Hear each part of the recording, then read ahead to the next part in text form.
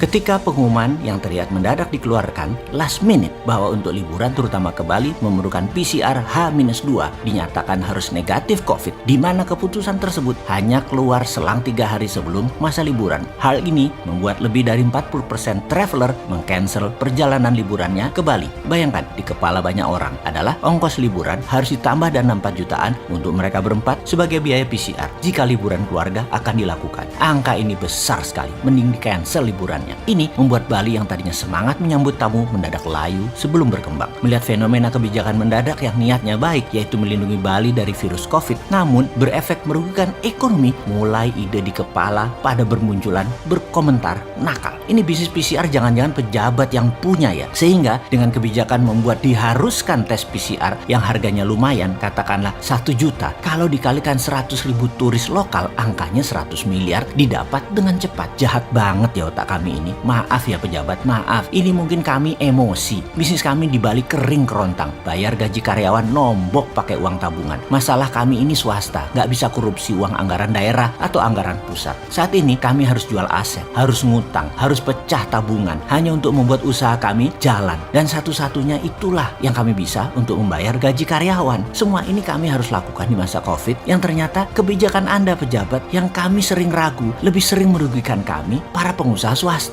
Bahkan keheranan lainnya menimbulkan pertanyaan, kok COVID nggak selesai-selesai sih? Kok malah nambah banyak korban terpapar COVID? Kok malah kesannya nggak terkendali sih sebarannya dan penanganannya? Kalau kami bingung urusan COVID dan ekonomi yang nyungsep, wahai pejabat, apalagi kami ngurusin ekonomi dan urusan COVID, kami nggak ngerti. Kami bingung dan bertambah-tambah masalah kami. Kalian sih enak masih dapat gaji dari pajak negara. Kalian masih dapat fasilitas dan digaji dari keringat kami, para pembayar pajak. Tapi kenapa Pak? Ketika kami bertanya keras sedikit, kami dihardik balik dengan keras. Karena kami lapar, kami ya pasti lebih keras lagi bertanyanya. Anda pakai palu hukum loh, kok kami jadi takut ya bertanya jadinya. Kami kok tertekan ya jadinya. Jadi kami ini sementara itu diam. Namun semakin kesini kami makin lapar. Kami sudah pasti teriaknya nambah kenceng. Walau kami tahu teriakan kami akan dibalas dengan gonggongan buzzer yang sigap menggonggongi kami dengan menjelekkan orangnya. Bukan apa yang kami pertanyakan. Gonggongan netizen bayaran tadi akan membuat suara kami menjadi samar dan hilang. Kebenaran yang kami bawa sering kebenaran polos, kalah dengan kebenaran versi buzzer yang lebih tersusun rapi dan terlihat benar. Maklum, mereka ada uangnya, kami lapar. Tapi kami tidak akan pernah berhenti berteriak. Kami tetap melanjutkan tradisi mengingatkan pejabat versi teriakan rakyat lapar. Namun pasti di akhirnya kami tetap membantu memberikan usulan solusi, walaupun tahu nggak akan dipakai usulan tadi oleh pejabatnya, karena pasti mereka tidak akan dapat cuan